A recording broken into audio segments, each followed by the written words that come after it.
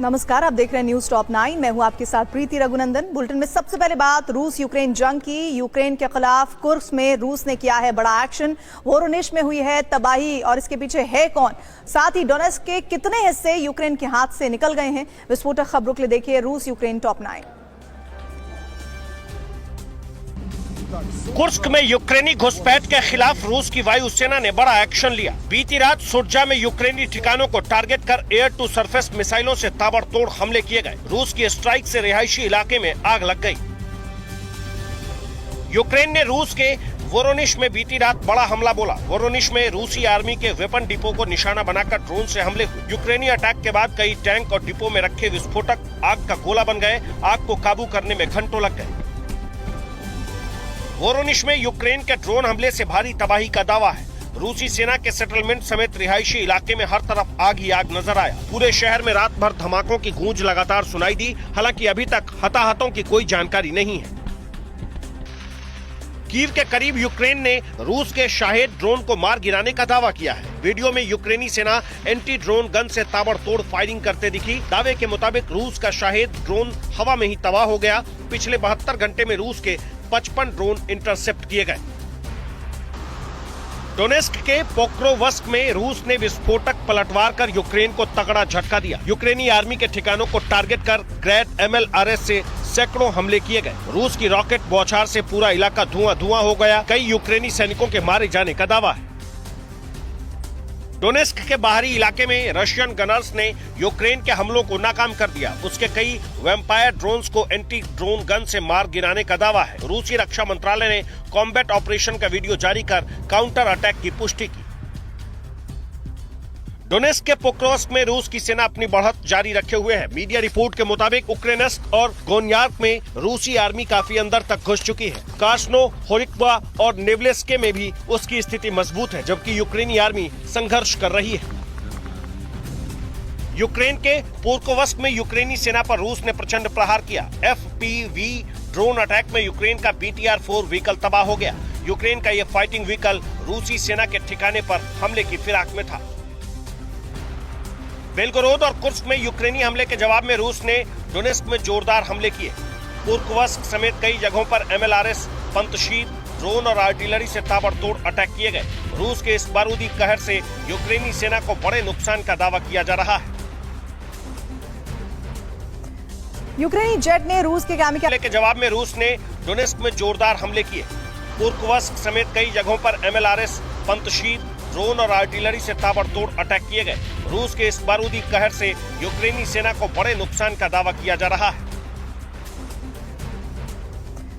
यूक्रेनी जेट ने रूस के कामिकाजी ड्रोन को कैसे मार गिराया? खार्किव में अचानक क्यों आक्रामक हुई पुतिन की आर्मी? और DPR रीजन के ब्रांस्क पर अब किसका हुआ है कंट्रोल? जानने के लिए देखिए वॉर जोन टॉप 9। जेपोरिजिया में रूस ने यूक्रेनी बेस पर KH-39 मिसाइल से भीषण हमला बोला। Mi-28 हेलीकॉप्टर से दागी गई मिसाइल सीधे यूक्रेनी कंट्रोल सेंटर पर गिरी। जोरदार धमाके में यूक्रेनी सैनिकों का ठिकाना भी तहस नहस हो गया। हमले में कई यूक्रेनी सैनिकों की मौत का दावा है। रूसी एयरफोर्स ने खार्किव में जमकर स्ट्राइक की। रूसी वायुसेना के हमले में पूरा खार्किव थर्रा गया। मिसाइल और बम के हमले में रिहायशी इमारतें और जंगल धधकने लगे। रूसी हमले के बाद हर तरफ अफरा तफरी और चीख पुकार मच गई। खार्किव में यूक्रेन ने पलटवार कर रशियन इन्फेंट्री को बड़ी क्षति पहुंचाई। यूक्रेन की 150वीं सेपरेट मैकेनाइज्ड ब्रिगेड ने पैदल सैनिकों पर ड्रोन से हमला किया। चुन चुनकर ग्रेड से किए गए अटैक में रूस के सभी सैनिक मारे गए। कुर्स्क में जोरदार स्ट्राइक कर यूक्रेन ने रूस की एक और सप्लाई लाइन को तबाह कर दिया। सेम नदी पर बने पुल पर यूक्रेनी आर्मी ने M30 क्लस्टर मिसाइलों से हमला किया। यूक्रेनी अटैक के बाद पुल और उसके आसपास के क्षेत्र में दर्जनों धमाके हुए।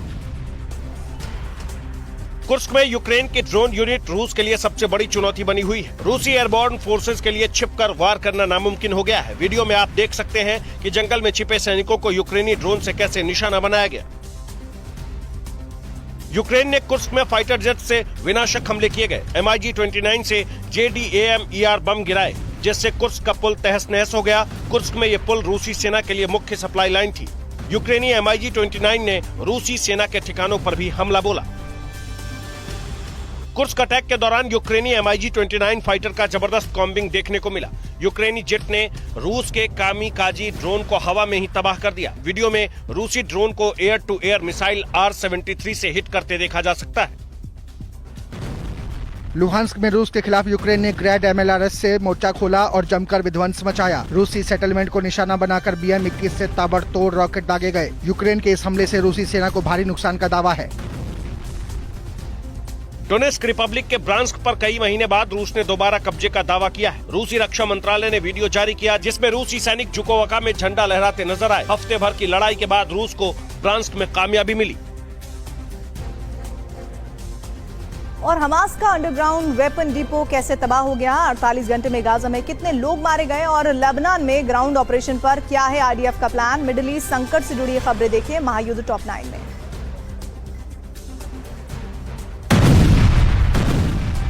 वेस्ट बैंक के जेनिन में लगातार 10वें दिन IDF के विध्वंसक हमले जारी रहे। इजरायल की बमबारी में मस्जिद के नीचे बना हमास का एक अंडरग्राउंड वेपन डिपो तबाह हो गया। इन हमलों में हमास कमांडर वासम हजेम के मारे जाने का भी दावा है।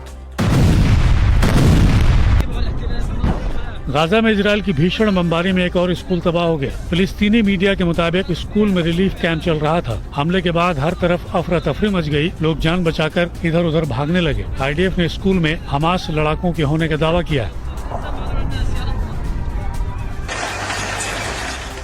गाजा में यहूदियों सामरिया और बेका में IDF ने फिर ग्राउंड ऑपरेशन शुरू किया है। हमास के स्लीपर सेल होने की आशंका में आर्टिलरी यूनिट ने अंधाधुंध शेलिंग की। इस दौरान आमने सामने की लड़ाई में हमास के 100 से ज्यादा लड़ाकों के मारे जाने की खबर है। गाजा में इजरायल के बारूदी विध्वंस में आज 18 लोगों के मारे जाने की खबर है। रिपोर्ट के मुताबिक 48 घंटे में गाजा में 61 लोग इजरायली बमबारी की भेंट चढ़ गए, जबकि करीब 200 लोग जख्मी हुए हैं। अब तक जंग में 40,940 लोगों की मौत होने का दावा है। लेबनान के अल मटामुरा में स्ट्राइक कर IDF ने हिजबुल्लाह के एक कमांडर समेत कई लड़ाकों को ढेर कर दिया। इजरायली एयरफोर्स की बमबारी में हिजबुल्लाह का बेस तबाह हो गया। शिन बेट के इनपुट पर IDF ने इस पिन पॉइंट अटैक को अंजाम दिया।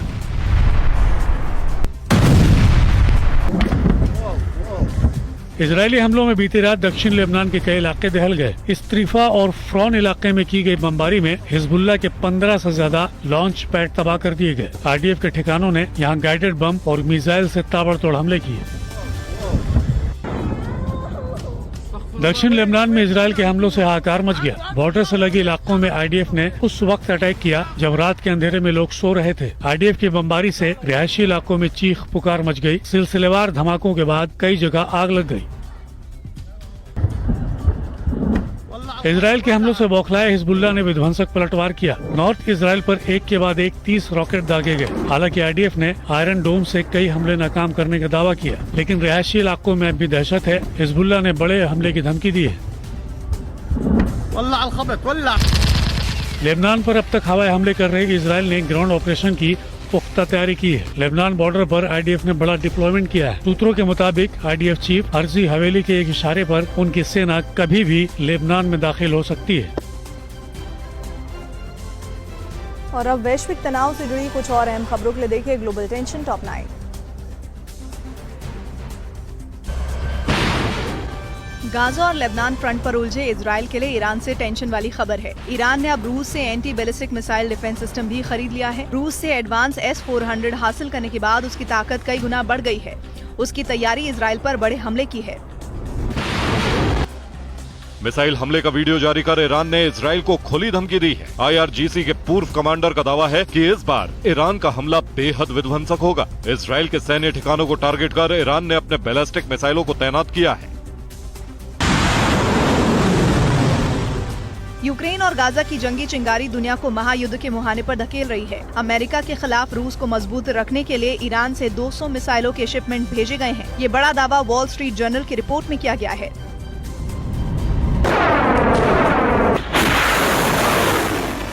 रूस ईरान की बढ़ती नजदीकी ने अमेरिका को टेंशन में डाल दिया है। अमेरिका ने कहा कि ईरान से शॉर्ट रेंज बैलिस्टिक मिसाइलें मिलने से रूस और आक्रामक होगा। व्हाइट हाउस प्रवक्ता सीन सेवेट ने ईरान पर युद्ध भड़काने का आरोप लगाया है।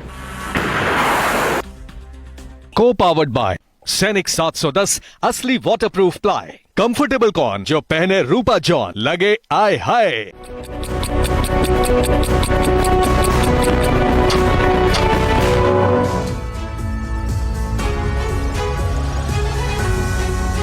नमस्कार, आप देख रहे हैं सुपर प्राइम टाइम। मैं हूं आपके साथ Preeti Raghunandan. Super prime time में हम आपको दिखाते हैं world exclusive ground breaking news और साथ ही एक्सक्लूसिव वो रिपोर्ट जो सीधे आपको मिलती हैं युद्ध के क्षेत्र से। शुरुआत कर रहे हैं बड़ी खबरों के साथ। पहली खबर ये आ रही है कि रूस के अंदर यूक्रेनी फोर्स का बड़ा हमला हुआ है। दूसरी ब्रेकिंग न्यूज ये है कि रूस ने यूक्रेन के 30 ड्रोन को तबाह किया है। तीसरी ब्रेकिंग न्यूज है रूस ने 7 हैमर बम को भी तबाह कर दिया है। चौथी ब्रेकिंग न्यूज, यूक्रेनी फोर्स का 4 ड्रोन हमला सफल रहा है। और पांचवी खबर है विस्फोट के बाद रूस के पावर स्टेशंस में आग लग गई है। और इस वक्त साथ ही आपको ये बता दें कि पिछले 72 घंटे से रूस दहल रहा है। यूक्रेन ने ताबड़तोड़ हमले करके पुतिन को सीधा चैलेंज दिया है। अभी तक यूक्रेन को लॉन्ग रेंज हथियार नहीं मिले हैं। सोचिए एक बार, यूक्रेन को लंबी दूरी के हथियार मिल गए तो तबाही का दायरा कितना बढ़ जाएगा। ज़ेलेंस्की को उसी वक्त का इंतजार है। तब तक शॉर्ट रेंज मिसाइल और ड्रोन से रूस पर हमले किए जा रहे हैं। पिछले 3 दिनों से यूक्रेन के हमले हो रहे हैं और ये भी लगातार जानकारी मिल रही है कि दरअसल ये ज़ेलेंस्की का प्रतिशोध है, क्योंकि कुर्स्क का बदला लेने के लिए पुतिन की सेना यूक्रेन के कई इलाकों पर कब्जा करके आगे बढ़ रही है। अब कुर्स्क के अलावा 10 और शहरों में यूक्रेन ने तबाही मचाकर बदले का पहला ट्रेलर दिखा दिया है।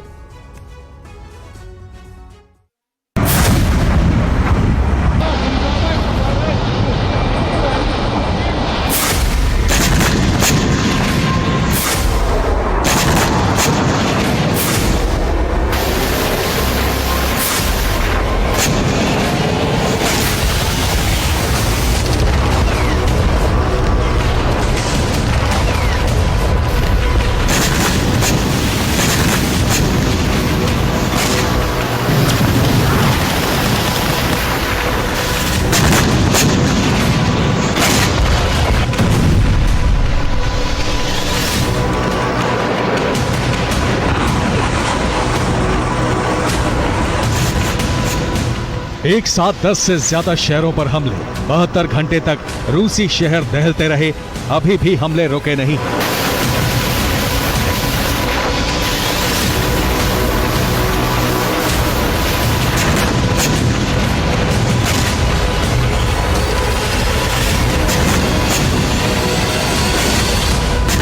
ये प्रतिशोध की आग है, ये ज़ेलेंस्की का प्रतिशोध है, ये पॉक्रोवस्क का बदला है।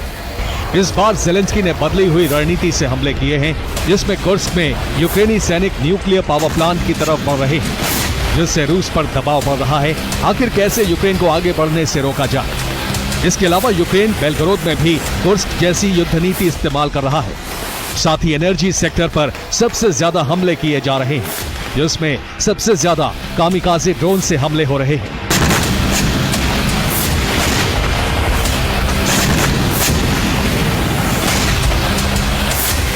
लेकिन क्रेमलिन का दावा है कि हमले के लिए यूक्रेन F-16 फाइटर जेट का इस्तेमाल कर रहा है, क्योंकि रूस से विध्वंस और आगजनी की जो तस्वीरें आ रही हैं, उसके पीछे ड्रोन अटैक नहीं हो सकता।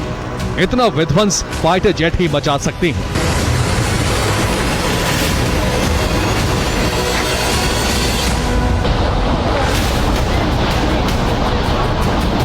ये सिर्फ यूक्रेन का ट्रेलर है।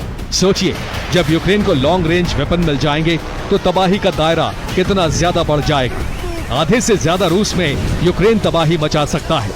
इसी वजह से यूक्रेन बार बार लॉन्ग रेंज हथियारों की डिमांड कर रहा है।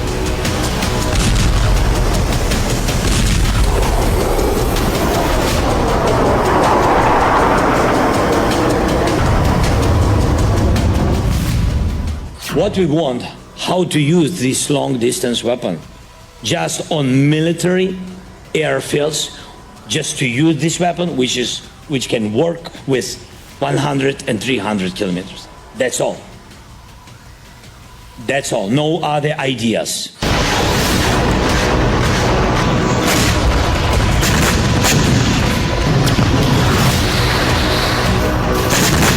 हालांकि अब अमेरिका भी लॉन्ग रेंज हथियार देने का मन बना चुका है।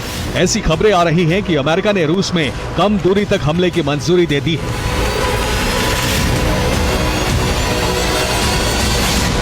यानी अब यूक्रेन 200 से 300 किलोमीटर तक रूसी सैन्य ठिकानों पर हमले कर सकता है।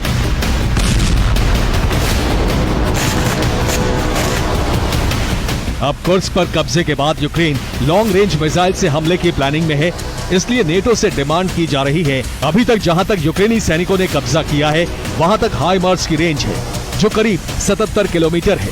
अब आगे अटैकमस की रेंज आती है जिससे हमले करने पर रूस के 20 से ज्यादा सैन्य ठिकाने तबाह हो जाएंगे।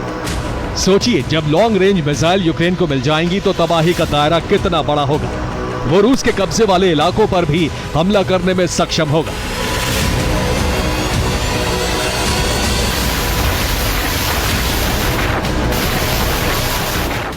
I don't believe what is stopping the United States. I don't believe one specific capability will be decisive, and you know I stand by that comment. I think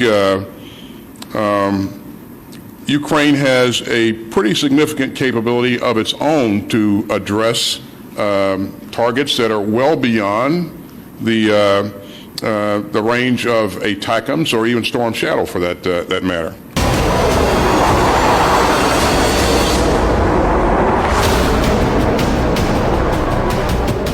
Ukraine का काउंटर ऑफेंसिव पार्ट 2 पहले के मुकाबले ज्यादा सफल होता दिख रहा है, क्योंकि यूक्रेन अब टारगेटेड अटैक कर रहा है जिसमें स्टॉर्म शैडो के अलावा स्कैल्प मिसाइल का इस्तेमाल हो रहा है।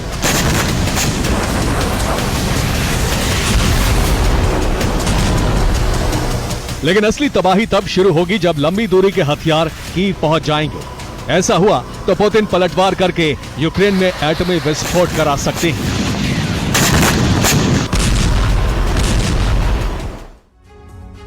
दरअसल रूस में घुसकर यूक्रेनी सैनिकों ने हमले किए हैं। कुर्स्क में रूस की मिलिट्री पोस्ट तबाह कर दी गई है, जबकि बॉर्डर के पास पड़ने वाले बेलगोरोद में ऑयल डिपो नष्ट किया गया है। जेलेनोग्राद में हमला किया तो रेल डिपो में आग लग गई। वोरोनिश में यूक्रेन के हमले में हथियार डिपो खाक हो गया है। पुतिन का होम टाउन भी हमला उसका वहां पर किया गया है। सेंट पीटर्सबर्ग में रेल पर प्रॉक्सी अटैक हुए हैं। सेंट पीटर्सबर्ग के पास लेनिनग्राद ट्रेन ट्रैक भिड़ंत हो गई है और क्रेमलिन को यूक्रेन के जासूसों पर इस हमले का शक है। क्रीमिया के सेवेस्तोपोल नेवल बेस पर हमला करके दहलाया गया है। इसी तरह से बाल्टिक के पास रूसी बेस कैलिनिनग्राद पर सी ड्रोन से अटैक किया गया।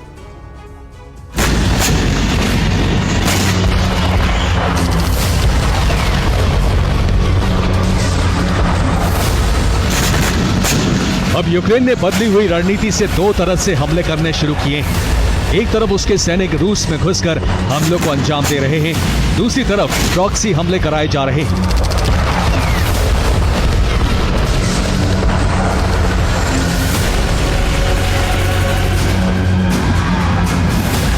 मॉस्को के जेलेनोग्राद में रेल डिपो में आग के पीछे भी यूक्रेन के प्रॉक्सी हैं। आग इतनी भयंकर थी कि फायर टीम को कई घंटे आग बुझाने में लग गए। तब तक काफी नुकसान हो चुका था।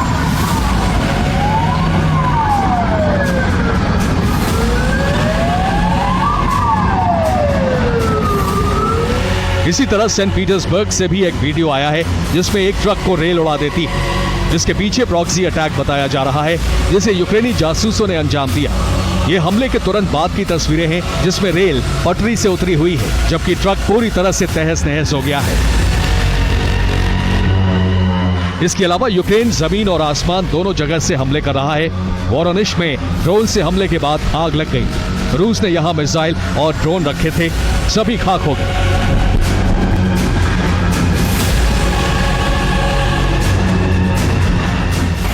इसी तरह के हमले बेलगोरोद में भी किए जा रहे हैं, जबकि कुर्स्क में ज़ेलेंस्की की सेना ने करीब 1300 वर्ग किलोमीटर इलाके पर कब्जा कर लिया है। अब बदला लेने के लिए पुतिन सेना सूमी में घुसपैठ की तैयारी कर रही है।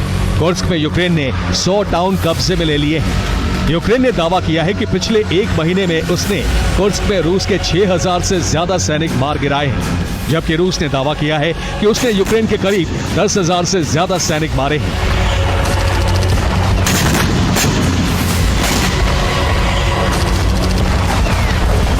इसके अलावा हथियारों की अच्छी खासी खेप भी यूक्रेन ने तबाह कर दी है। लेकिन अब रूस बदला लेने के लिए बेचैन है। अब वो कुर्स्क में सैनिक भी भेज रहा है और हवाई हमले भी कर रहा है।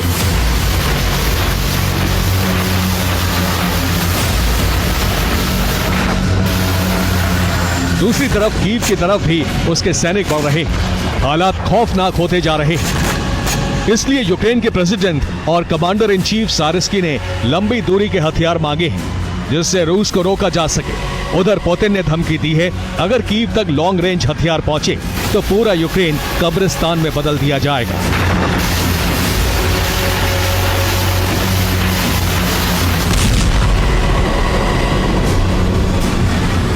Bureau report, TV9, Bharatvarsh.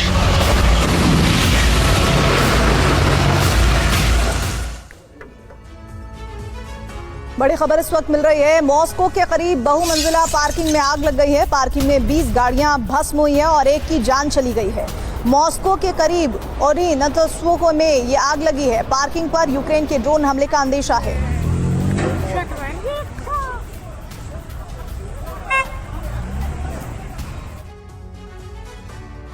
रूस के शहरों पर रात में हमले हुए तो वहीं सुबह होने से पहले ही रूस के बदले का मिशन शुरू हो गया। टारगेट यूक्रेन की राजधानी कीव रही। रूस ने कीव पर ड्रोन से कई हमले किए और इसके अलावा कीव के आसपास के बड़े शहरों पर भी हमले किए गए।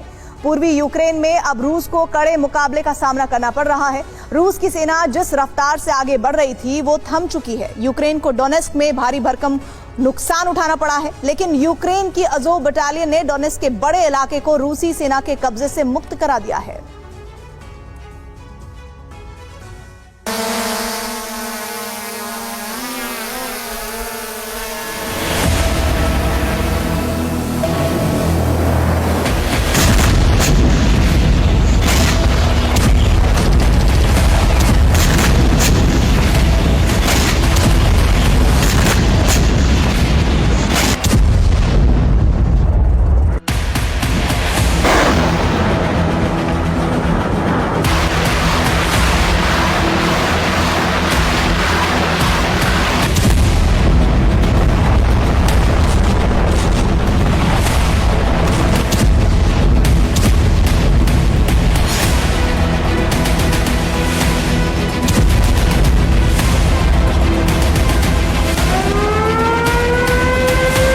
शनिवार की सुबह अचानक कीव में सायरन बजने लगा।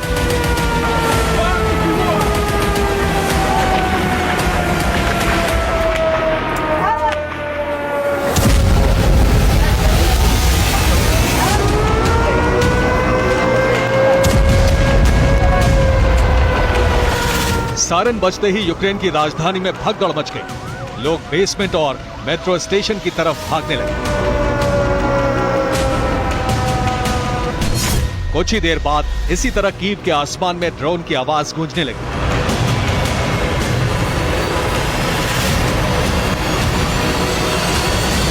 ड्रोन की आहट मिलते ही कीव में तैनात अमेरिकी पैट्रियट एयर डिफेंस गरजने लगी।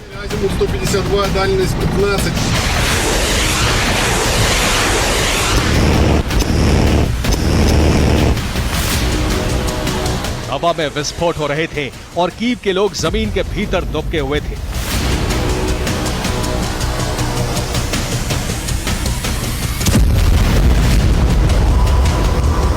रूस के शहरों में जितना बारूद बरस रहा है, रूस भी यूक्रेन को उतना ही जला रहा है।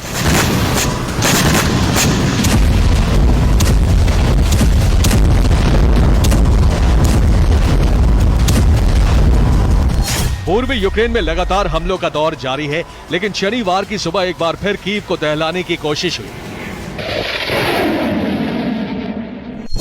कीव पर सुबह होने से पहले हमला हुआ। रात 3 बजे के बाद कई ड्रोन दागे गए। कीव का आसमान धमाकों से गूंज उठा। रात 3 बजे से सुबह तक कई बार हमला हुआ।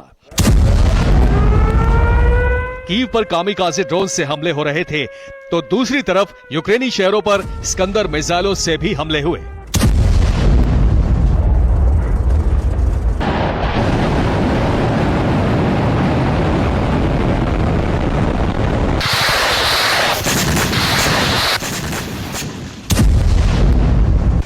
ईरान की मिसाइलों के इस्तेमाल से भी कई यूक्रेनी ठिकानों को तबाह कर दिया गया।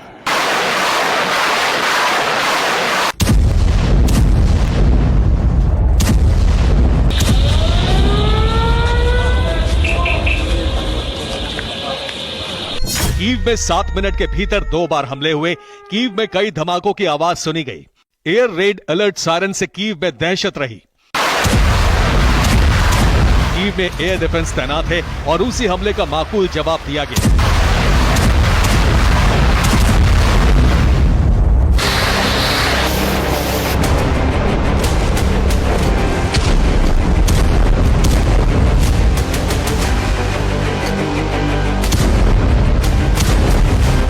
इस दौरान हवा में कई धमाके हुए और ड्रोन का मलबा रिहायशी इलाकों में गिरा।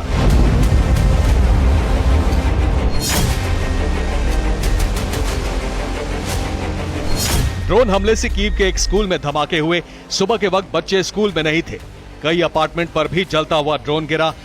पेचरस की एक इमारत में आग लग गई। एयर डिफेंस की वजह से कीव की तरफ आ रहे कई ड्रोन गिराए गए, जिससे कीव के पड़ोसी शहरों में भी धमाके हुए।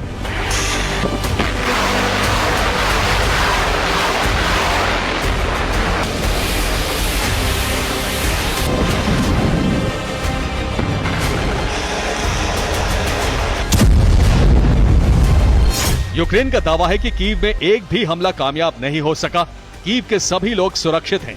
कीव के कुछ इमारतों को मामूली नुकसान हुआ है।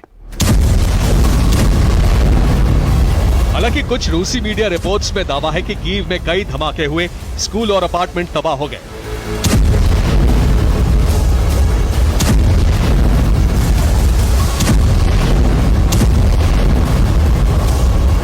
कीव तो किसी तरह बच गया, लेकिन पूर्वी यूक्रेन में रूस का मिशन लगातार आगे बढ़ रहा है।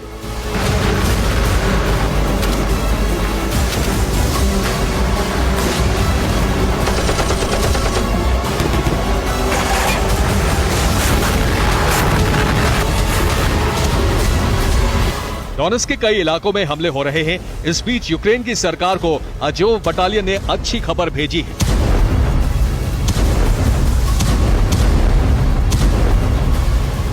दावा है कि डोनेट्स्क के न्यूयॉर्क को कब्जे से मुक्त करा लिया गया है। न्यूयॉर्क में भीषण जंग के बाद अजोव बटालियन ने जीत हासिल की है।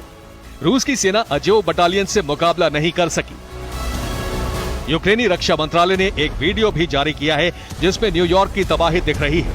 दावा है कि लगातार धमाकों के बाद रूसी फौज वापस लौटने को मजबूर हो गई और अजोव बटालियन ने न्यूयॉर्क को मुक्त करा लिया।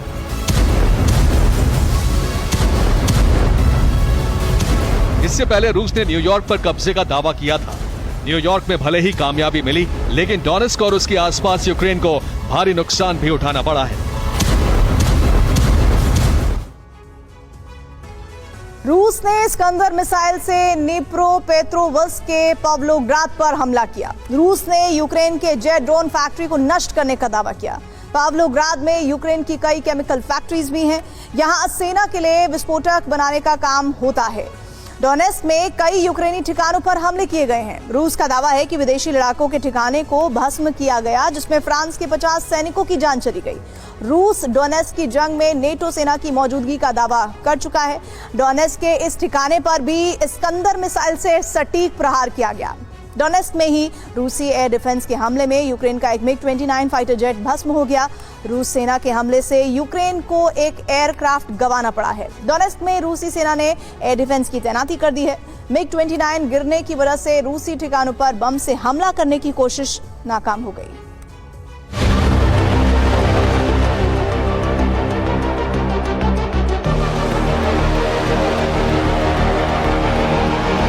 किसी खास टारगेट को तबाह करने के लिए रूस स्कंदर मिसाइल का इस्तेमाल कर रहा है।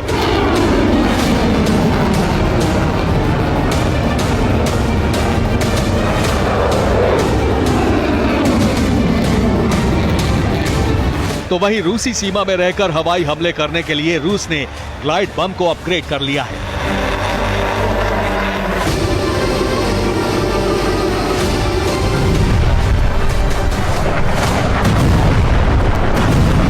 रूसी वायुसेना को नए ग्लाइड बम की सप्लाई कर दी गई है, जिससे कई यूक्रेनी ठिकाने तबाह हो चुके हैं।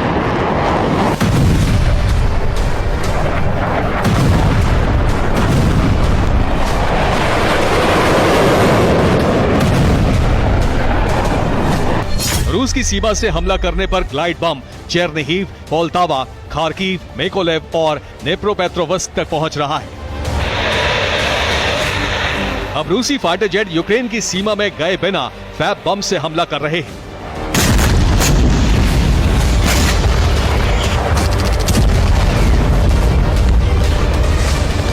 ग्लाइड पावर बढ़ाने के लिए रूस ने बम में बड़े विंग्स लगा दिए हैं, जिससे बम की रेंज बढ़ गई है। पहले फैब 500 ग्लाइड बम की रेंज 50 से 60 किलोमीटर थी।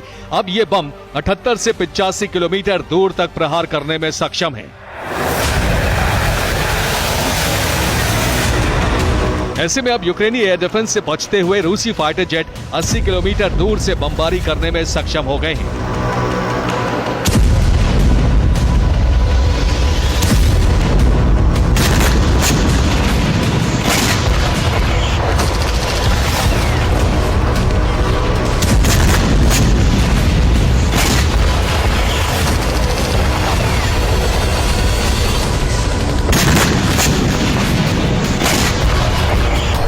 एक रिपोर्ट में दावा है कि रूस की सेना पोक्रोवस्क पर कब्जे के लिए सैनिकों का संहार कर रही है।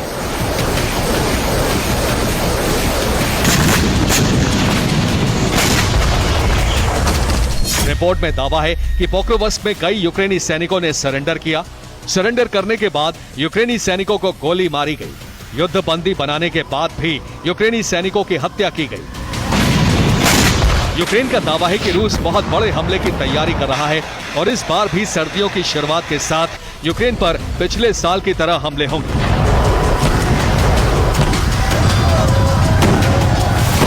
सितंबर का पहला हफ्ता पूरा हो गया है और इसी के साथ यूक्रेन में मौसम में बदलाव का दौर शुरू होगा। पिछले साल बर्फबारी के दौरान ताबड़तोड़ अटैक से यूक्रेन को बहुत बड़ा नुकसान हुआ था, लेकिन रूस को बहुत बड़ा फायदा नहीं हुआ। लेकिन इस बार रूस पिछले साल वाली गलती नहीं करना चाहता, इसलिए ऑपरेशन विंटर के लिए बड़ी तैयारी शुरू हो गई है।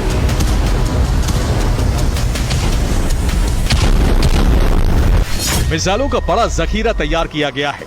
नॉर्थ कोरिया से मिसाइलें मंगवाई जा रही हैं। ईरान से मिसाइलों का जखीरा रूस पहुंचा है। पिछले साल भी रशियन मिसाइलों ने बिजली सप्लाई करने वाले स्टेशंस और पावर प्लांट्स को मलबे में बदल दिया था। पिछले साल यूक्रेन का ज्यादातर इलाका अंधेरे में डूबा था। पानी की सप्लाई भी नहीं हो पा रही थी।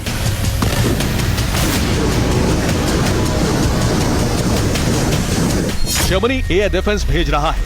ब्रिटेन एयर डिफेंस की मिसाइल देगा। पैट्रियट के लिए यूएस मिसाइलें देगा। यूक्रेन इस वक्त रूसी शहरों में हमले कर रहा है और माना जा रहा है कि इसका बदला लेने के लिए रूस में तैयारी शुरू कर दी गई है। Bureau report, TV9 Bharatvarsh.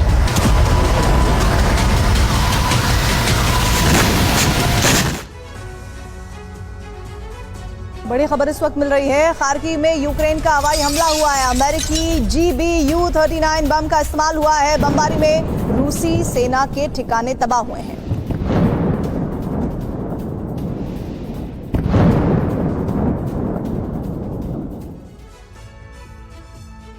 सौ घंटे से दहल रहे यूक्रेन में महाविध्वंस अभी बाकी है, क्योंकि यूक्रेन पर हमलों की तादाद बढ़ाने के लिए पुतिन ने शॉर्ट रेंज मिसाइलों की भारी खेप ईरान से मंगाई है।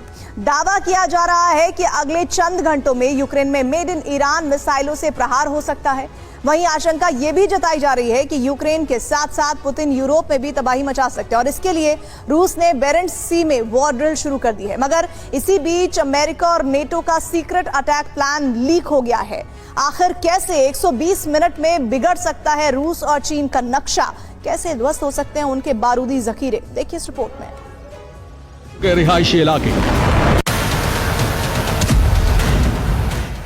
मतलब ये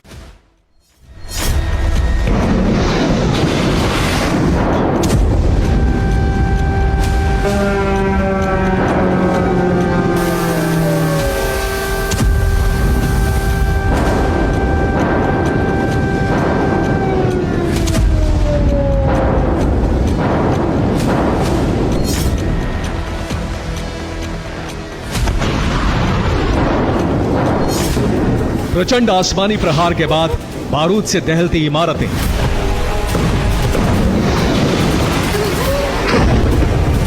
आसमान में उठता राख का गुबार, खंडहर हो चुके रिहायशी इलाके और जमींदोज हुए सैकड़ों मकान।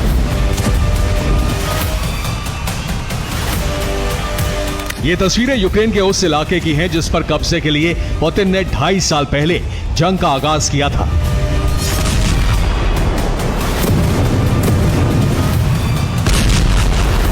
मगर बीते 100 घंटों से यूक्रेन की राजधानी कीव में जो कोहराम मचा है, उसे देखते हुए यूक्रेनी प्रेसिडेंट ज़ेलेंस्की खौफ में है। नेटो और अमेरिका भी सहम गए हैं, क्योंकि रूसी ब्रिगेड सिर्फ कीव को नहीं बल्कि कीव के साथ साथ यूक्रेन के कई प्रांतों और शहरों में भी ताबड़तोड़ हमले कर रही है। मगर ये तो रूस के महाविध्वंस का महज छोटा सा ट्रेलर है।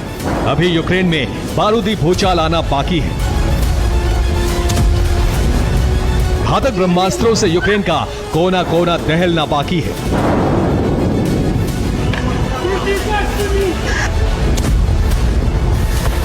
दरअसल रूस के भीषण हमलों के बीच अमेरिकी खुफिया एजेंसी ने एक रिपोर्ट जारी की है जिसमें दावा किया गया है कि रूसी डिफेंस ने ईरान से सैकड़ों मिसाइलों का सौदा किया है। डील के तहत ईरान शॉर्ट रेंज मिसाइलों की खेप रूस को देगा।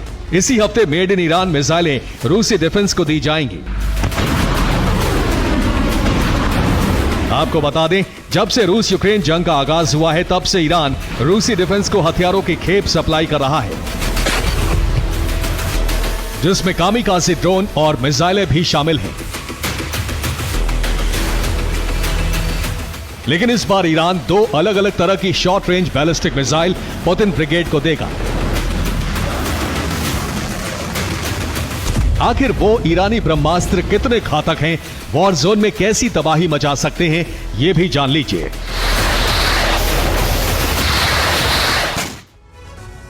कुछ रिपोर्ट्स में दावा किया जा रहा है कि S-400 मिसाइल डिफेंस सिस्टम के बदले ईरान रूसी डिफेंस को 2 अलग अलग तरह की शॉर्ट रेंज बैलिस्टिक मिसाइल दे रहा है, जिसमें से एक मिसाइल है फतेह 360। आपको बता दें कि ईरान की फतेह 360 एक satellite guided tactical ballistic missile है। BM-120 के नाम से मशहूर ये मिसाइल करीब 30 मीटर तक लंबी होती है। इस शॉर्ट रेंज बैलिस्टिक मिसाइल का कुल वजन करीब 800 किलो के आसपास होता है। ईरान का दावा है कि फतेह 360 टैक्टिकल बैलिस्टिक मिसाइल की मारक क्षमता करीब 150 किलोमीटर तक है। ये मिसाइल मेक 4 यानी 5000 किलोमीटर प्रति घंटे की रफ्तार से टारगेट पर अटैक कर सकती है। इस मिसाइल के जरिए करीब 150 किलो वजनी हाई एक्सप्लोसिव विस्फोटक दागे जा सकते हैं।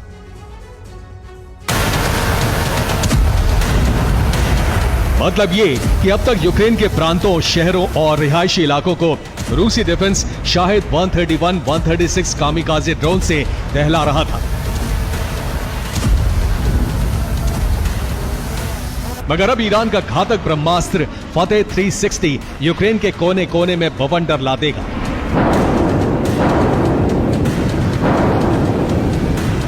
अब सवाल यह है कि पुतिन ने ईरान से शॉर्ट रेंज बैलिस्टिक मिसाइलें क्यों मंगाई? आखिर क्यों यूक्रेन पर अब तक का सबसे विनाशक मिसाइल अटैक का प्लान बनाया?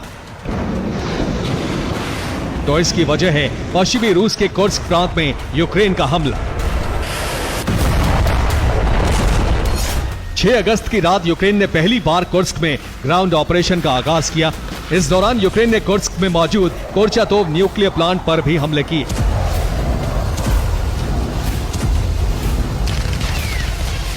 यूक्रेन के इन्हीं हमलों के चलते अब यह खबर सामने आ रही है कि जल्द ही रूस कोर्चातोव एटमी प्लांट को बंद कर सकता है। रूस ने कोर्चातोव प्लांट पर यूक्रेनी हमलों की आशंका जताई है। रूसी परमाणु ऊर्जा एजेंसी के चीफ ने प्लांट बंद करने का दावा किया है। जहां कुर्स्क को लेकर रूसी सेना को पीछे हटना पड़ा, तो वहीं कुर्स्क का इंतकाम लेने के लिए पहले तो क्रेमलिन ने यूक्रेनी धरती को बम गोला बारूद से दहलाया।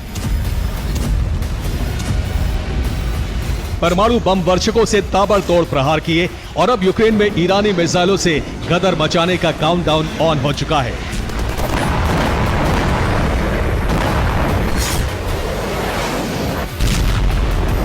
एक तरफ पुतिन यूक्रेन को तहस नहस करने में जुटे हैं, तो वहीं यूक्रेन के सबसे बड़े मददगार नेटो को पस्त करने के लिए रूस ने बैरेंट्स सी में शक्ति प्रदर्शन किया।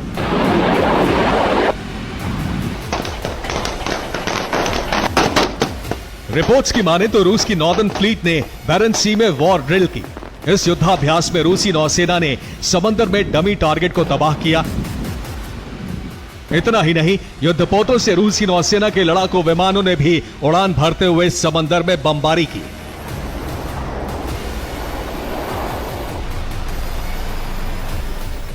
एक तरफ बैरन सी में रूस ने अपने समुद्री जंगबाजों का दम दिखाया, तो वहीं नेटो के साथ मिलकर अमेरिका ने भी रूस और चीन पर हमले का सीक्रेट प्लान बनाया, जो अब लीक हो चुका है। कुछ रिपोर्ट्स में दावा किया जा रहा है कि पैसिफिक रीजन में अमेरिका और नेटो रूस और चीन के बारूदी जखीरे और एटमी गोदामों पर सीरियल अटैक करेंगे। अटैक प्लान नंबर 1, लड़ाकू विमानों के जरिए लॉन्ग रेंज मिसाइलें दागी जाएंगी। Attack plan number 2, stealth bomber के जरिए शॉर्ट रेंज मिसाइलों से हमला होगा। अटैक प्लान नंबर 3, अमेरिकी धरती से बैलिस्टिक मिसाइलें लॉन्च की जाएंगी। अटैक प्लान नंबर 4, युद्धपोतों के जरिए समंदर से टोमाहॉक मिसाइलें फायर होंगी। अटैक प्लान नंबर 5, सबमरीन के जरिए चीन और रूस के नेवल बेस तबाह होंगे। दावा किया जा रहा है कि यूक्रेन के साथ साथ अगर रूस ने यूरोप या फिर नेटो देशों पर हमला किया, तो अमेरिका अपने सहयोगियों के साथ मिलकर महज 2 घंटे में रूस और चीन को जलाकर राख कर देगा। महज 2 घंटे के भीतर रूस और चीन के हथियार डिपो, सैन्य ठिकानों को तबाह कर देगा। Bureau report, TV9, Bharatvarsh. NATO और यूरोप के 10 देशों ने जो कदम उठाए हैं उससे पुतिन और उनकी सेना बुरी तरह से बौखला गई है। एक साथ 10 देशों ने यूक्रेन को उन हथियारों की सप्लाई शुरू कर दी है जिसकी ज़ेलेंस्की सेना को जरूरत थी। जरूरी हथियार मिलने के बाद ज़ेलेंस्की ने रूस के अंदर बड़ी जंग छेड़ने की घोषणा कर दी है। माना जा रहा है कि यूक्रेन कुर्स्क के साथ साथ रूस के 7 प्रांतों में जमीन और हवा से हमले करने जा रहा है। इसके बाद युद्ध का क्षेत्रफल बहुत बड़ा और भयानक हो जाएगा।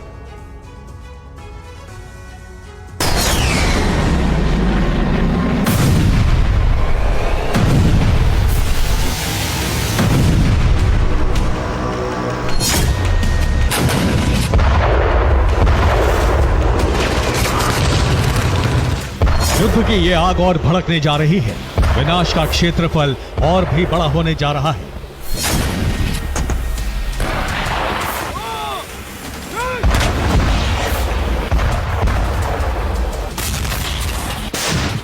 रूस और यूक्रेन दोनों तबाही का नया अध्याय लिखने जा रहे हैं।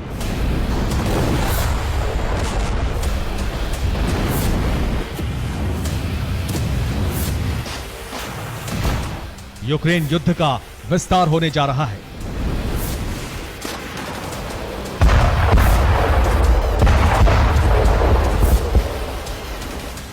नेटो देशों ने अब जो कदम उठाया है उससे ये युद्ध महाजंग में बदल जाएगी।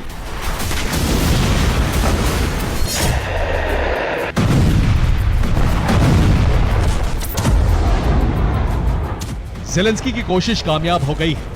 नेटो देशों ने हथियारों की सप्लाई तेज कर दी है। यूक्रेन के पास हथियार की कमी खत्म होने जा रही है और इसी के साथ विनाश का आकार बहुत बड़ा हो जाएगा।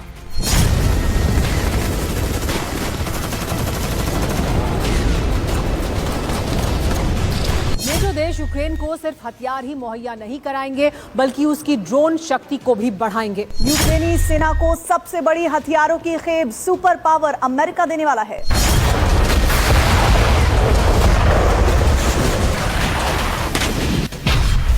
नए फैसले के तहत पेंटागन यूक्रेन को 2000 करोड़ रुपए के हथियार दे रहा है। हथियारों की इस खेप में RIM 7 missile, Stinger missile, HIMARS के रॉकेट, आर्टिलरी गोले और ब्रैडले फाइटिंग व्हीकल्स शामिल हैं।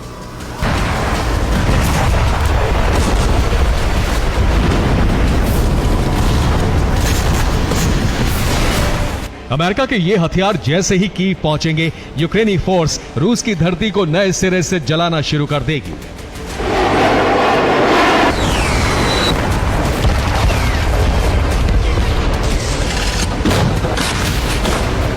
अमेरिका यूक्रेन को सिर्फ हथियार ही नहीं दे रहा है बल्कि उसकी सुरक्षा के लिए मजबूत चक्र भी तैयार कर रहा है।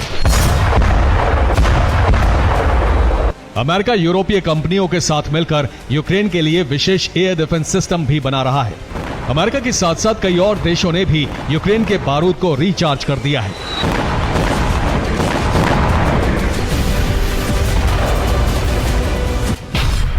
जर्मनी की अगुवाई में कई यूरोपीय देश यूक्रेन को 77 लेपर्ड टैंक भेजने जा रहे हैं। इसके साथ ही जर्मनी यूक्रेन को 12 हॉवित्जर तोप भी देगा। कनाडा ने यूक्रेन को 80,000 रॉकेट और 1300 मिसाइलें देने का फैसला किया है। नीदरलैंड्स यूक्रेन को F-16 के पार्ट्स और 1100 मिसाइलें देने जा रहा है।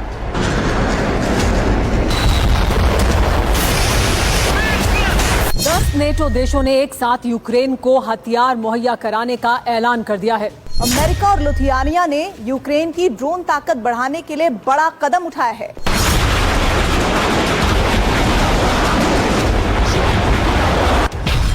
यूक्रेन के ड्रोन कार्यक्रम को आगे बढ़ाने के लिए अमेरिका ने 1700 करोड़ रुपए दिए हैं, जबकि लिथुआनिया ने इस काम के लिए 95 करोड़ रुपए देने का ऐलान कर दिया है। इस रकम से यूक्रेन के अंदर ही लंबी दूरी तक हमला करने में सक्षम ड्रोन बनाए जाएंगे।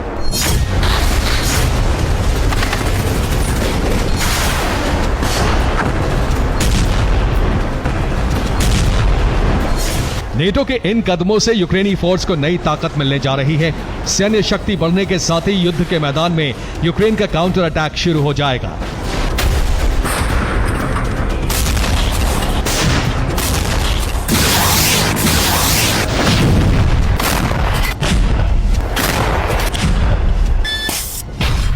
ज़ेलेंस्की ने कहा है कि यूक्रेन रूस के अंदर जंग छेड़ रहा है।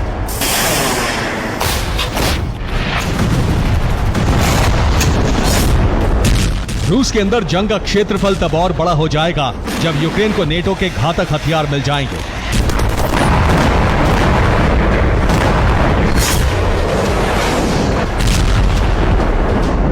जिस वक्त रूसी सेना पूर्वी यूक्रेन पर कब्जा करने के लिए जबरदस्त हमले कर रही है, जिस वक्त रूस यूक्रेन के हथियार गोदामों को तबाह कर रहा है, जिस वक्त रूस यूक्रेनी फोर्स की सप्लाई लाइन को काटने की कोशिश कर रहा है, उस वक्त ज़ेलेंस्की ने बहुत बड़ा फैसला लिया है।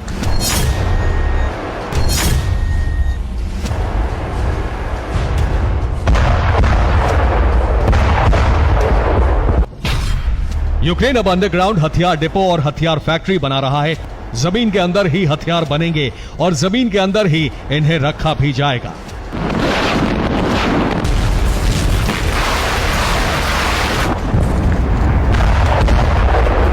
ऐसा होने के बाद रूस यूक्रेनी हथियार गोदामों को तबाह नहीं कर पाएगा। यूक्रेन के हथियार नहीं चलेंगे तो वो युद्ध में मजबूती से खड़ा रहेगा।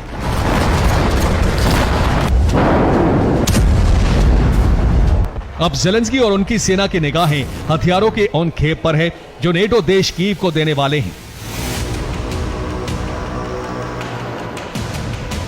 अगर नेटो के हथियार समय पर मिल गए तो यूक्रेन अपने पूर्वी हिस्से की रक्षा कर पाएगा।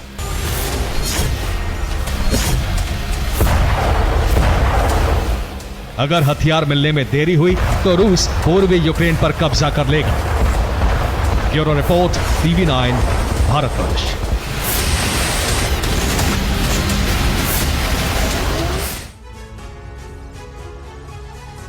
ईरान की धमकी के बावजूद इजराइल के हमले रुके नहीं हैं। अब उसने गाजा, वेस्ट बैंक के अलावा इराक, सीरिया में ईरानी प्रॉक्सी पर हमले शुरू किए। अमेरिका, इजराइल साथ मिलकर सैन्य ऑपरेशन कर रहे हैं। यानी इजराइल उन तमाम ठिकानों को तबाह कर देना चाहता है जहां हमास को मदद मिल रही है। अब इन हमलों से ईरान से विध्वंसक टकराव का अंदेशा बढ़ गया है, जिससे मिडिल ईस्ट कभी भी धधक सकता है।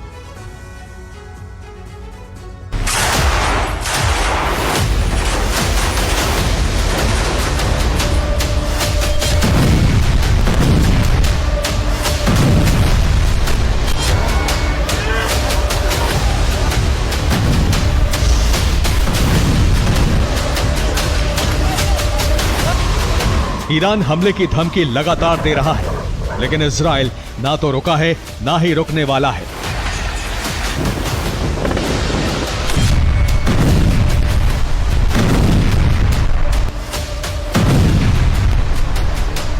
हमास, हिजबुल्लाह और हूती पर एक साथ हमले करके इजराइल ने मंसूबे जाहिर कर दिए हैं।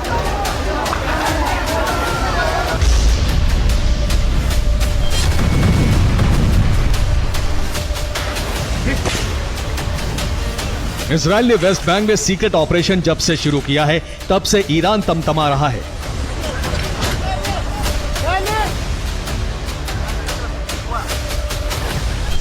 अब इजराइल और अमेरिका साथ मिलकर संयुक्त सैन्य अभियान चला रहे हैं, जिससे ईरानी प्रॉक्सी पर ताबड़तोड़ हमले किए जा रहे हैं। दावा किया है कि हिजबुल्लाह के 1000 लड़ाके मार गिराए हैं, जिससे तमतमाए ईरान ने इजराइल को मिटाने की धमकी दे डाली है, लेकिन हमले रुके नहीं हैं। गाजा में 24 हमले किए गए, वेस्ट बैंक में 8 बार एयर स्ट्राइक, जबकि लेबनान में 15 बार बमबारी की गई। यमन में टास्क फोर्स ने 3 ड्रोन दागे और सीरिया में 10 बार एयर स्ट्राइक की गई, जबकि इराक में 3 प्रॉक्सी ठिकानों पर हमले किए गए। ये हमले इजराइल और अमेरिका ने एक साथ किए, जिसमें ईरानी प्रॉक्सी के ठिकानों को टारगेट किया गया। इस बीच पेंटागन की तरफ से कहा गया है कि ईरान बदला लेने के लिए कभी भी हमला कर सकता है, बस उसे परमाणु परीक्षण का इंतजार है, जिसके लिए उसकी तैयारी पूरी है।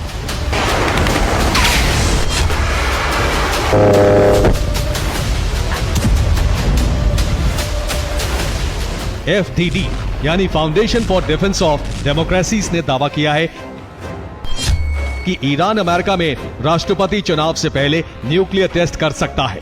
इसलिए अमेरिका तुरंत अपने सैनिकों की संख्या मिडिल ईस्ट में बढ़ाए, क्योंकि ईरान को रोकना बेहद जरूरी है। रिपोर्ट के बाद अमेरिका सतर्क हो गया है। पेंटागन में सीक्रेट मीटिंग में अरब में डिप्लॉयमेंट बढ़ाने पर भी बात की गई। इस बीच ईरानी आर्म्ड फोर्स के ब्रिगेडियर जनरल अली अब्दुल्ला ने धमकी दी है कि ईरान की जमीन पर हमला हुआ तो उसकी प्रतिक्रिया बेहद कड़ी होगी। हमारे सुप्रीम लीडर और कमांडर तबाही का ऐसा रास्ता चुनेंगे जिससे दुश्मन देश कांप जाएंगे।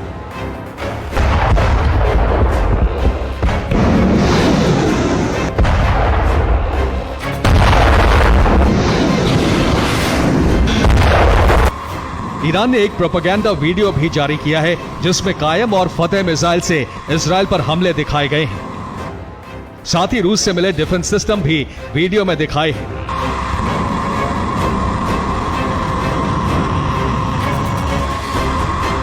ईरान अपने न्यूक्लियर ठिकानों पर S-400 तैनात कर रहा है, जिससे इजराइल और अमेरिका की मिसाइल स्ट्राइक को नाकाम किया जा सके।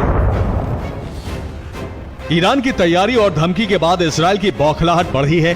इसका बदला वो गाजा और लेबनान पर हमले करके ले रहा है।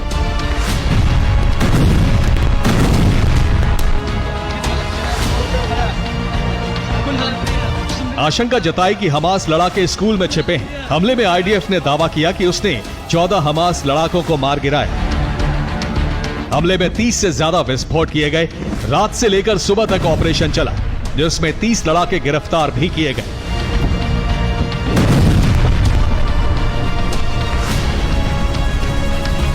इसके अलावा इजराइल ने दक्षिण लेबनान में हिजबुल्लाह ठिकानों पर भी बमबारी की। 15 रॉकेट साइट तबाह कर डाली। हालांकि इससे पहले हिजबुल्लाह ने उन्हीं ठिकानों से 20 रॉकेट स्ट्राइक में इजराइल के कई सैन्य ठिकाने तबाह कर दिए थे। Bureau report, TV9 Bharatvarsh.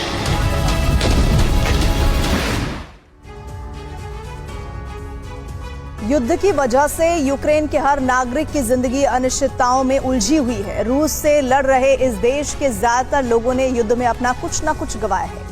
हर नागरिक के दिल में रूस इंतकाम की आग है। यही वजह है कि यूक्रेन की महिलाएं भी युद्ध के बाद से सेना में जुड़ती रहीं और बहुत तेजी से लेडी आर्मी की संख्या यूक्रेन में बढ़ गई। अपने बच्चों और परिवार को छोड़कर हजारों महिलाएं इस वक्त रूस को हराने की हसरत लिए युद्ध के मैदान में हैं। महिलाओं ने इतनी बहादुरी दिखाई है कि अब युद्ध और ब्रिगेड की कमान भी महिलाओं के हाथों में जाने लगी है।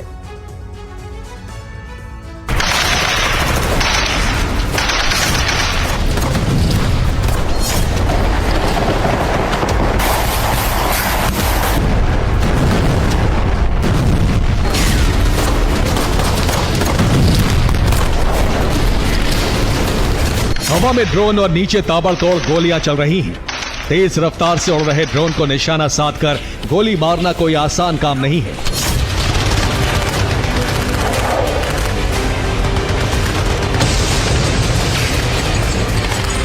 मैक्सिम मशीन गन से लगातार फायरिंग हुई और कुछ देर बाद ड्रोन के टुकड़े टुकड़े हो गए।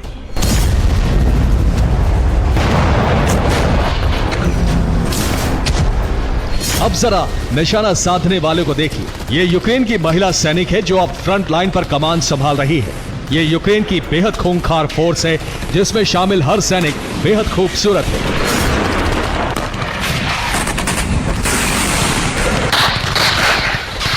बदला लेने के लिए बारूद ढोने वाली इस टोली के दिल में बदले का तूफान है।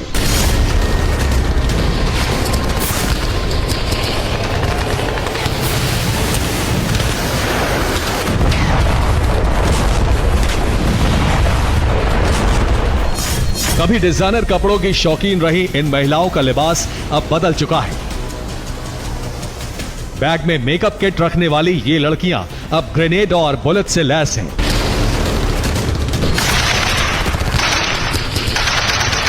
प्रेसिडेंट ज़ेलेंस्की भी अब महिला सैनिकों पर पूरा भरोसा जता रहे हैं।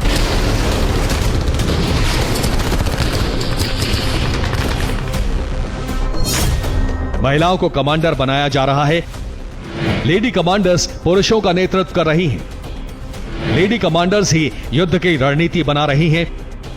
सेना की कई टुकड़ी महिलाओं के हाथों में है। यूक्रेन की महिला सैनिकों को देखकर यकीन होता है कि वाकई हालात सब कुछ सिखा देता है। इंतकाम का तूफान इंसान से कुछ भी करवा सकता है। अपने परिवार की सलामती के लिए कोई भी महिला किसी भी हद तक जा सकती है। ये यूक्रेन में देखा जा रहा है।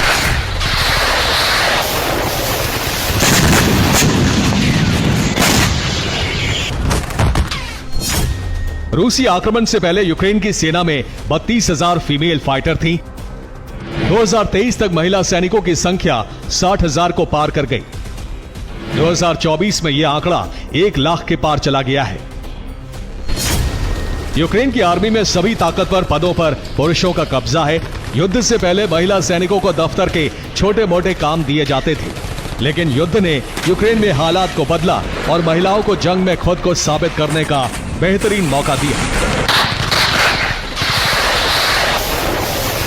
महिला ब्रिगेड सेना के हर फील्ड में मौजूदगी दर्ज करा चुकी है। आर्टिलरी से लेकर स्नाइपर और ड्रोन से लेकर रॉकेट दागने तक की ट्रेनिंग महिलाओं को दी जा चुकी है। इनमें कई ऐसी महिलाएं हैं जिन्होंने युद्ध में अपने परिवार, पति या दोस्त को गंवाया है। ज्यादातर महिलाओं के दिल में बदले का तूफान है और ये रूस के सैनिकों को बारूदी प्रहार से भस्म करने की ठान चुकी हैं।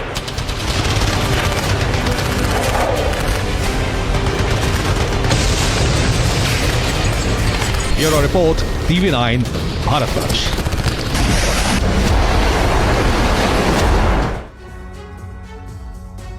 बड़ी खबर इस वक्त मिल रही है। रूस में नॉर्थ कोरिया की मिसाइल भस्म हुई है। यूक्रेन का मिसाइल भंडार नष्ट करने का दावा है। ईरान के हथियार भी जल्द नष्ट करने का दावा किया जा रहा है।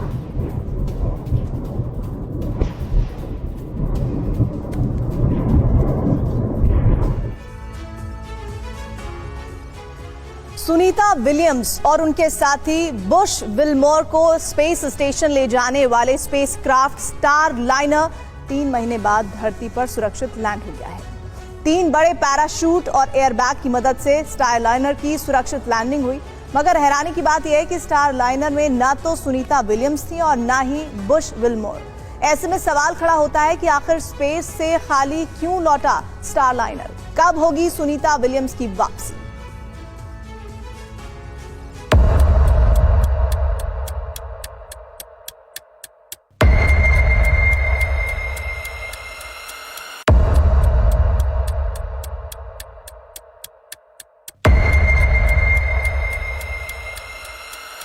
तीन महीने बाद सुनीता विलियम्स और बुश विल्मोर को अंतरिक्ष में लेकर गया बोइंग का स्टार लाइनर अंतरिक्ष यान धरती पर लौट आया। मगर स्टार लाइनर का ये कैप्सूल बिना अंतरिक्ष यात्रियों के पृथ्वी पर लौटा। करीब 6 घंटे की उड़ान के बाद स्टार लाइनर सुबह करीब 9:30 बजे न्यू मैक्सिको में कैप्सूल की सफलतापूर्वक लैंडिंग हुई।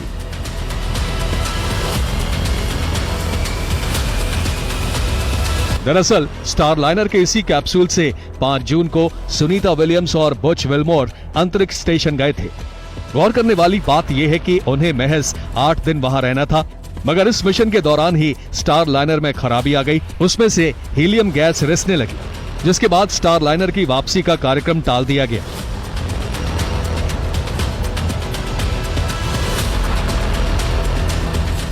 मगर 3 महीने बाद स्टारलाइनर बिना अंतरिक्ष यात्रियों के सही सलामत पृथ्वी पर लौट आया है। ऐसे में सवाल ये है कि इस कैप्सूल से सुनीता और विल्मोर धरती पर क्यों नहीं लौटे। तो आपको बता दें कि सुनीता विलियम्स और बुच विल्मोर को अभी 5 से 6 महीने अंतरिक्ष स्टेशन पर ही बिताने होंगे। दोनों अंतरिक्ष यात्रियों को फरवरी 2025 में स्पेस एक्स क्रू 9 से वापस लाने की योजना बनाई गई है।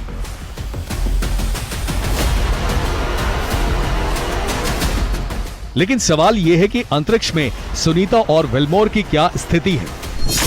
तो आपको बता दें कि इंटरनेशनल स्पेस स्टेशन में सुनीता विल्मोर दोनों स्वस्थ हैं।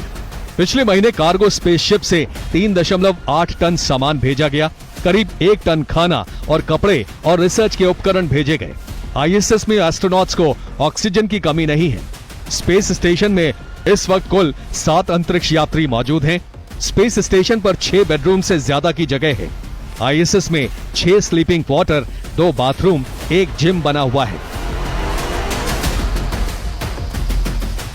दरअसल स्टारलाइनर में अंतरिक्ष यात्रियों को लाना आसान नहीं था, क्योंकि स्टारलाइनर के वापसी की पूरी यात्रा ऑटोमेटिक मोड में हुई। Bureau report, TV9 Bharatvarsh. बड़ी खबर इस वक्त मिल रही है। पूर्वी यूक्रेन में ब्रिटिश डॉग ड्रोन की तैनाती हुई है। डॉग ड्रोन की मदद से रूसी सेना से मुकाबला होगा। सैनिकों की कमी के चलते डॉग ड्रोन भेजे जाने की जानकारी सामने आई है।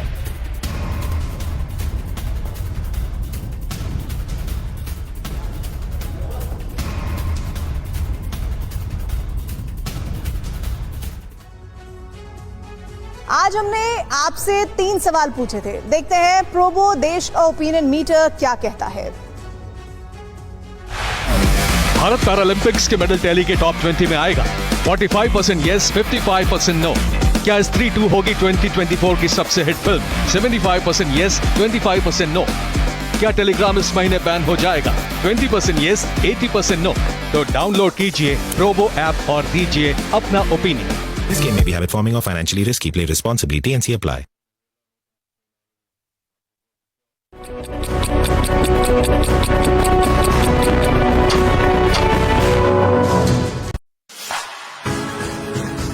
You know, this new Dankati Fresh Active is a composition of natural herbs. I'll keep your breath full fresh. Full fresh. इससे मिले ताजा breath. Mint crystal करे अपना काम. रखे मुंह ताजा ये सुबह शो. Dankati Fresh Active है.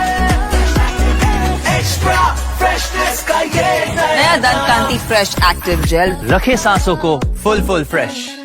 Embrace the power of knowledge at Sanskriti University, ranked first in most promising university in engineering and management in India. Visit www.sanskriti. कहीं जूते के छाप, कहीं चाय के दाग, और किचन में है छौंक के छींटे। कैसे हटते सिलेंडर के नीचे है लोहे के निशान। सफेद मार्बल को होली का स्नान। इन देसी दागों के लिए साधारण फिनाइल नहीं, पवित्र गोमूत्र से निर्मित पतंजलि गोनाइल अपनाइए। अपने तेल से कभी न खेल, वरना होगी सेहत फेल। सेहत को खिलवाड़ न बनाएं। पतंजलि रिफाइंड राइस ब्रान व सोयाबीन ऑयल लाएं और सेहत पाएं। आज जम्मू कश्मीर विधानसभा चुनाव के लिए जारी होगा बीजेपी का घोषणा पत्र। गृह मंत्री अमित शाह जारी करेंगे घोषणा पत्र। जम्मू कश्मीर के पूर्व सीएम उमर अब्दुल्ला के पास नहीं है कोई गाड़ी। चुनावी हलफनामे में उमर ने दी है जानकारी। जम्मू कश्मीर कांग्रेस अध्यक्ष सबसे अमीर उम्मीदवार तारिक हमीद कर्रा के पास 3,40,000 की चल और 148 करोड़ की अचल संपत्ति। जम्मू कश्मीर चुनाव के दूसरे चरण के लिए 310 उम्मीदवारों ने दाखिल किया नामांकन। आज होगी नॉमिनेशन पत्रों की जांच। बीजेपी प्रत्याशी चौधरी अब्दुल्ला गनी ने दाखिल किया नामांकन। पुंछ की हाफेली सीट से प्रत्याशी। खन्ना मंडी से कांग्रेस प्रत्याशी